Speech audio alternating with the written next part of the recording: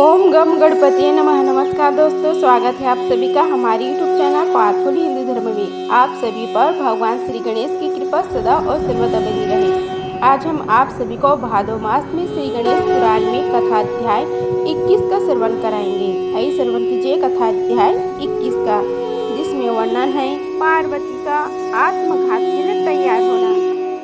गिरजा राजपुत्री ने उनकी बात पर ध्यान नहीं दिया और वह अपने निश्चय को कार्य रूप में पारित करने को ही थी। अंतरिक्ष के शून्य में सहसा करोड़ों सूर्य से सम्मिलित सहमुख समान एक परम उत्कृष्टतम तेज पुंज प्रकट हो गया, जिसके कारण समूचा कैलाश पर्वत और समस्त दिशाएं प्रकाशमान हो उठी। वह तेज मंडल असीमित अनंत था। यह देखकर समस्त देवता और ऋषि मुनि समझ गए कि भगवान है। इसलिए सभी भक्ति भाव से प्रणाम करके गदगद कंठ से उनकी स्तुति करने लगी।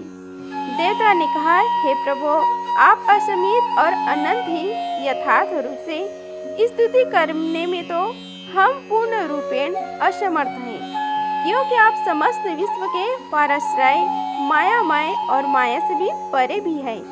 हे नाथ, यह दृश्यमान जगत आपका ही महिमामय स्वरूप है। कोई भी दृश्यमान या दृश्य पदार्थ किसी भी अवस्था में आपसे भिन्न नहीं हो सकता।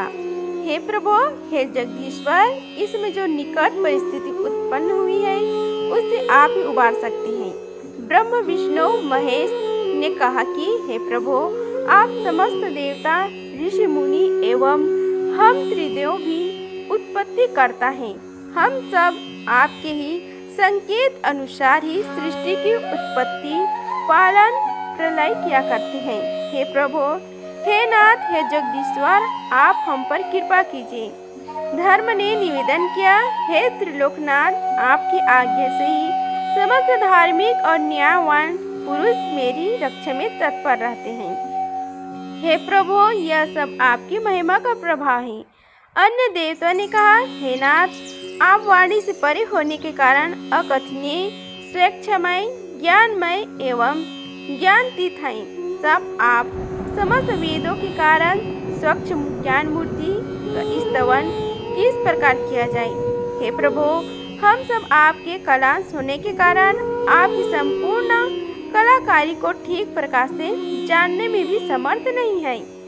ऋषियों ने कहा कि हे मोक्षप्रद, हे प्रभु, आप समस्त कल्याणों के आश्रय, सिद्धियों के प्रदाता तथा बुद्धि के प्रेरक हैं।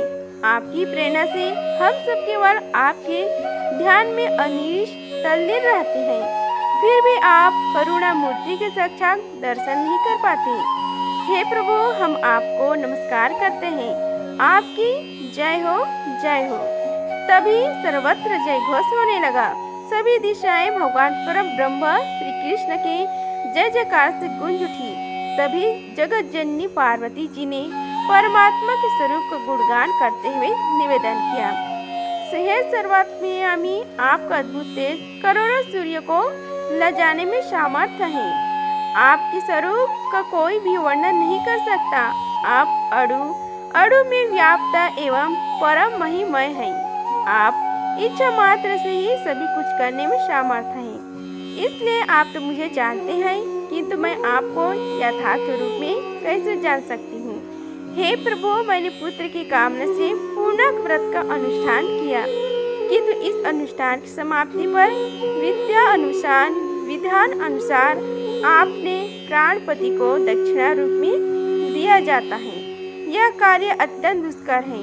कोई साध्वी नारी पुत्र के लिए अपने पति का त्याग कैसे कर सकती है। हे करुणामय, हे गोलोकनाथ, आप मेरी इस शोचनीय स्थिति को समझकर मुझ पर दया कीजिए। गर्भवती गिरिजा भगवान श्री कृष्ण के ध्यान में मग्न हो गई। उन्हें उस समय अपने तन मन की सुधि नहीं थी। उनकी दृष्टि अंतरिक्ष में उभरे हुए तेज पुंज पर टिकी थी। तभी उन्हें उस अनंत तेज राशि के मध्य अद्भुत रूप, लवण युक्त अत्यंत मनोहर स्वरूप के दर्शन हुए। मुखमंडल पर आवर्णी तेज, अधरों पर सरल मुस्कान, हाथ में अमृत की वर्षा करने वाली मुरली, कंठ में मोड़ियों और वन पुष्पों के हार, मस्तक पर स्वर्ण रत्नमय किरीट, कानों में दिव्य कुंडल, विशाल भाल पर तिलक, नीलवर्ण देह पर पीताम्बर, विभिन्न अंगों में रत्न भरण, कटी में कंचन मेखला, चरणों में कवड़ी, किंकड़ी और किरीट पर मोर का पंख सुशोभित था। वे भगवान दिव्य एवं भव्य रत्न सिंहासन पर विराजमान थे।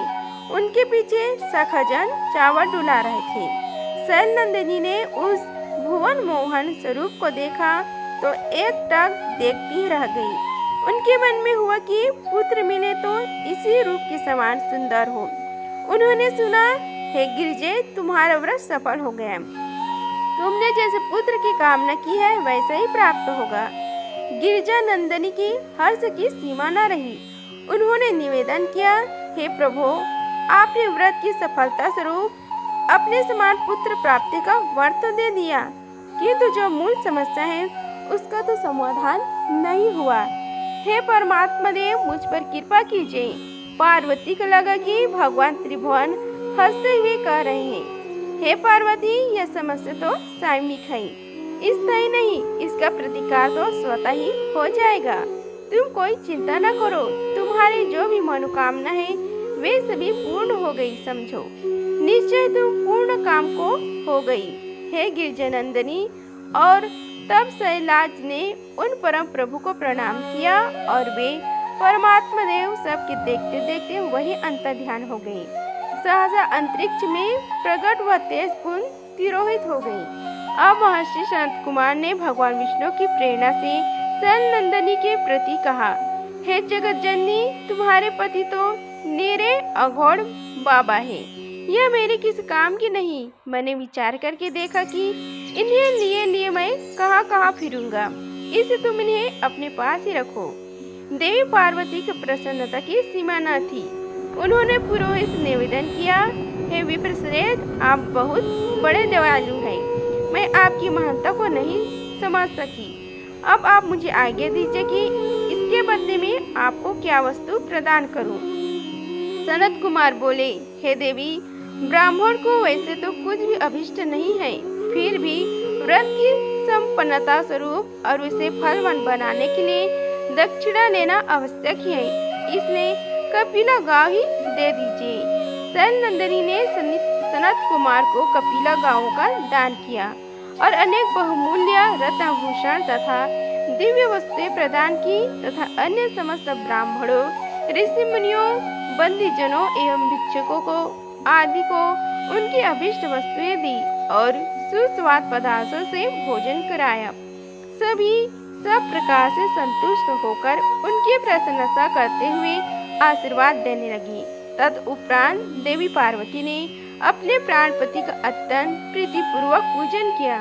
उस समय दिव्य वाद्य बजने लगे, गंधर्व गाने गाने लगे और अप्सराएं नृत्य करने लगी, सुमुखियों मंगल गीत गाने लगी। सर्वत्र आनंद उत्साह छा गया। इस प्रकार भगवती गिरिजानंदिनी का पूर्ण व्रत समाप्त हुआ। इसके पश्चात उन्होंने शिव जी के साथ स्वयं भोजन किया। तदुपरांत समस्त उपस्थित जनों को मुख शुद्धि के लिए तांबूल दिए गए और शिवा ने भी तांबूलों का सेवन किया। इसके पश्चात उत्सव समाप्त हुआ और सभी अगन जनत अपने अपने स्थान को लौट गए। इस प्रकार भादो मास में श्री गणेश पुराण में कथा अध्याय 20 का समाप्त हुआ। बोलो श्री गणेश भगवान की जय। अगर आप सभी को यह वीडियो अच्छी लगी होगी तो वीडियो को लाइक कीजिए, चैनल को सब्सक्राइब कीजिए और कमेंट बॉक्स में हर हर महादेव लिखिए। धन्यवाद। मिलते हैं अगले वीडियो में, तब तक के लिए हर हर महादेव।